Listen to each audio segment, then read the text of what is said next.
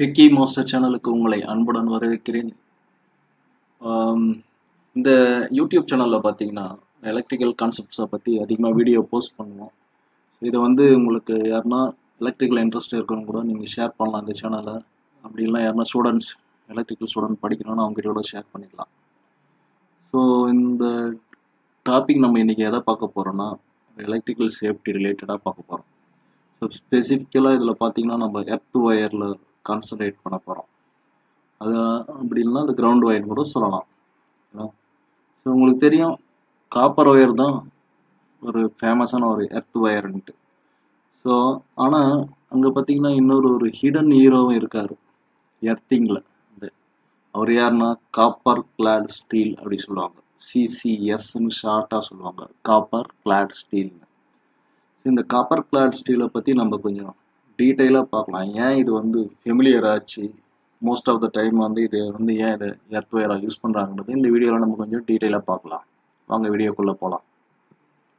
So இப்போ இந்த படத்தில் காமிச்சிருக்குமே இதுதான் காப்பர் கிளாட் ஸ்டீல், சிசிஎஸ்ன்னு சொல்லுவாங்க. கிளாடுன்னா என்ன மீனிங்னா ஒரு கவர்னு அர்த்தம். அதாவது ஸ்டீல் உள்ளே இருக்குது, மேலே இந்த காப்பர் ஒரு கவர் மாதிரி இருக்குது. ஸோ இதுதான் காப்பர் கிளாட் ஸ்டீல்.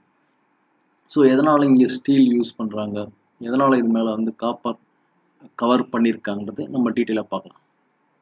ஓகேங்களா? ஸோ எதுக்கு நம்ம ஃபஸ்ட்டு இந்த CCS copper clad steel earthing போகிறோன்னா மெயினாக காஸ்ட் எஃபெக்டிவ். இது ரொம்ப ஃபார் எக்ஸாம்பிள் பார்த்தீங்கன்னா ஒரு normal copper wire, pure copper ஒயரில் நம்ம எர்த்திங் பண்ணோன்னா அதில் இது 35% அளவுக்கு தான் ஆகும். சப்போஸ் காப்பர் ஒயர் 100 ரூபானா இது வெறும் 35 ரூபாயிலே அந்த செலவு முடிஞ்சு போயிடும். அப்புறம் பார்த்தீங்கன்னா இது உள்ளே பார்த்தீங்கன்னா ஸ்டீல் இருக்கிறதுனால அது என்ன ஆகும்னா ரொம்ப ஸ்டென்சில் ஸ்ட்ரென்த் ரொம்ப அதிகம் இதுக்கு. ஸோ ஸ்ட்ரெச் பண்ணி இழுத்தா கூட அவ்வளோ சீக்கிரத்தில் கட் ஆகாது. ஸோ அதனால் இந்த ஸ்டீல் ரொம்ப ஸ்டென்சில் ஸ்ட்ரெஸ் இருக்கணும். புல் பண்ணும்போது ஸ்ட்ரெஸ் ஆகும்போது இந்த ஒயர் கட் ஆகாது.